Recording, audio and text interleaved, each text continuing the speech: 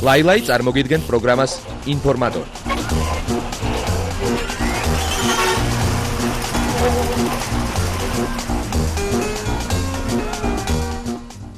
მოგესალმებით კიდევ ერთხელ და თუ თქვენ გაინტერესებთ მსოფლიო კულტურული სიახლეები, სად და რას მოღვაწეობენ კინოსა და მუსიკის ვარსკვლავები, მაშინ გთავაზობთ პროგრამა ინფორმატორის კომპანია ყაზბეგთან და ლაილაისთან ერთად.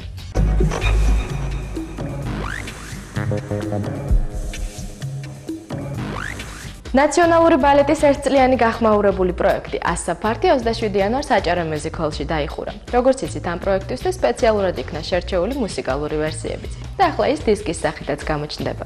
27 იანვარს ამ დისკის პრეზენტაციაც მოეწყო.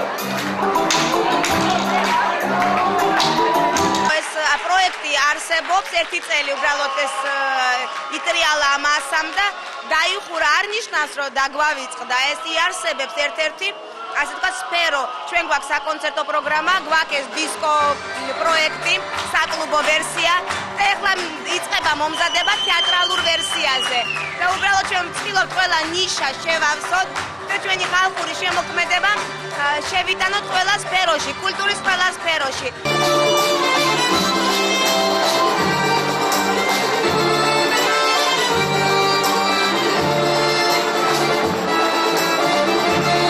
მიხარია რომ აქ ვარ და თან გული მწყდება რომ ეს პროექტი მთავრდება, იცით? მართლა ძალიან საინტერესო იყო და იმედია რომ ნინო და ილუშკა კიდე რაღაც ახალს გვაჩუქებენ.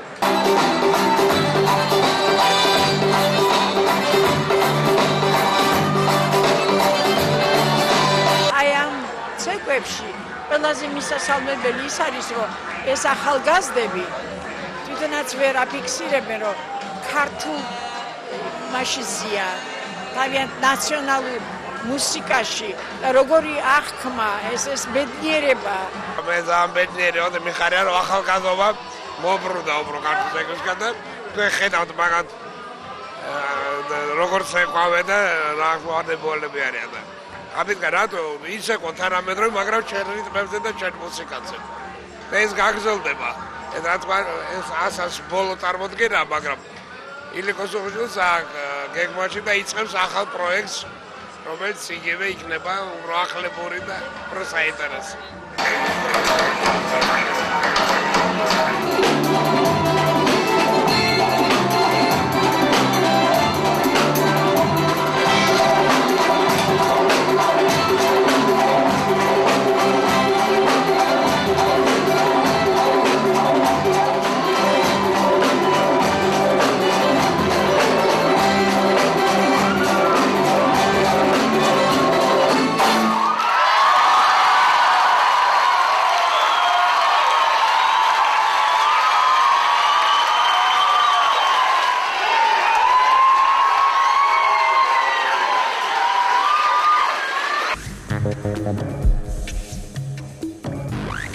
წიგნის სახუ პარნასში ინფორმატორი ლაშა გახარიას ლექსების კრებულის პრეზენტაციას დაესწრო.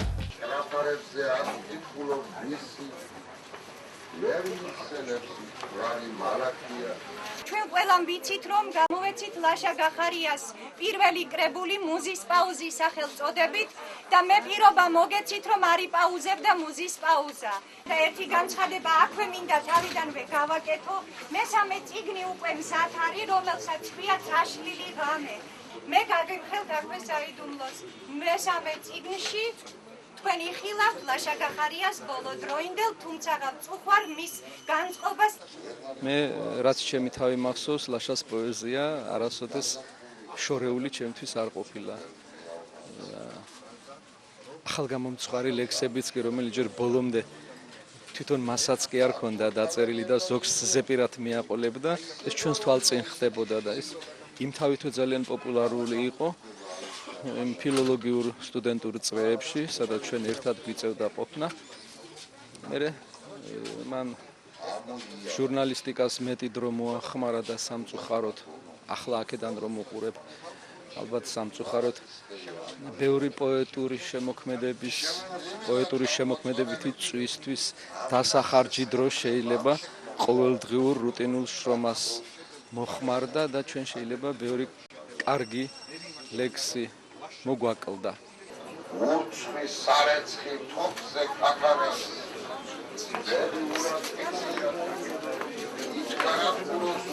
ლაშა თვითონ 70-იან წლების შემდეგ, როდესაც ინტენსიურად იბეჭდებოდა მაგის ლექსები გაზეთებში. წიგნი არ გამოუჩია, მე დაანება წერას თავი ჟურნალისტურ საქმიანობას ეწეოდა, მაგრამ თურმე ჩუმად წერდა ხოლმე. ჩვენ ვიცოდით ახლა რომ წერდა ჩუმად და ეს მისი ლექსები ხელნაწერების სახით იყო სხვადასხვა მეგობრებთან დარიგებული და ბოლოს ესე იგი ლაშა დაიწყო ინტენსიურად მართლაც არაჩვეულებრივ პოეტურ სიმაღლეს მიაღწია. აი წარმოუდგენელ პოეტურ სიმაღლეს მიაღწია. მე ძალიან გახარებული ვარ ამით. ძალიან ცუდად არის ახლა ღმერთმა დიდხანს საცოცხლოს. ფაქტიურად გმირობაში ეძლო, გმირობის ტოლფასი იყო, რაც ლაშამ გააკეთა ბოლო ამ წლების განმავლობაში, იმდენი შედევრი და იმდენი ბრწყინვალე ლექსი დაწერა.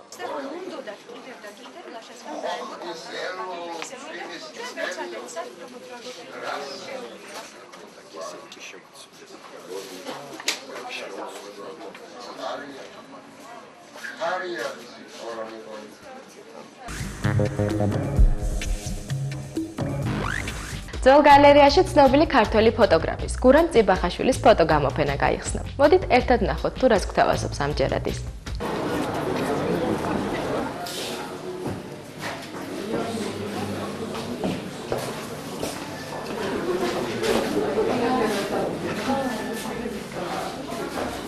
ეს გამოფენა ქვია განმარტებანი.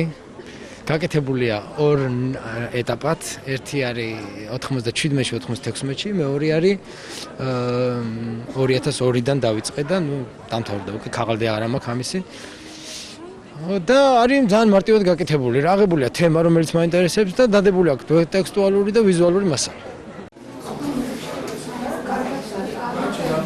ეს ქაღალდი არის სპეციალური, ანუ არ არის ფოტოქაღალდი, არის ტექნიკური.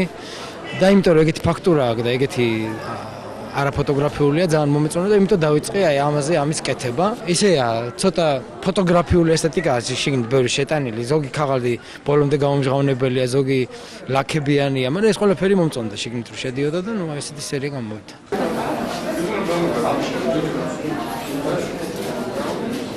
საქართველოში მეტად განვითარებულია უფრო ვთქვათ ბევრი ფოტოგრაფები მუშაობენ დოკუმენტურ ფოტოებზე და უფრო იშვიათია ესეთი რაღაცა თავისებური ინდივიდუალური ხედვის მქონე ფოტოგრაფი და მე ვთვლი რომ ესეთი ნამუშევრები და ესეთი გამოფენები უფრო ხშირად უნდა მოეწყოს რომ ადამიანებმა დაინახონ რამდენად სხვადასხვა ფორმა შეიძლება ქონდეს ფოტოგამოფენას. ძალიან ბევრი დატვირთვა მოაქვს, იცით რაღაცა მე გამიჩნდა ეგეთი კინოს ის თქვა რაღაც ეპიზოდზე ყვება რომ ეგ რაღაც ისტორია ხო ეს პირველი ნამუშევარი ორი შიშველი ქალი ხო ზღვაზე ჩვეულებრივი ძველი რაღაც ფოტო რომელსაც დააწერა რომ მედეა ეგ არის ქართულია ზემოთ არ გონათ ნახე იცი აი ალბათ ის განწყობა უნდა შეიქმნას რაღაცა და სადღაც წაგიყვანოს ნამუშევარმა, აი რასაც ეს ნამუშევრები აკეთებს.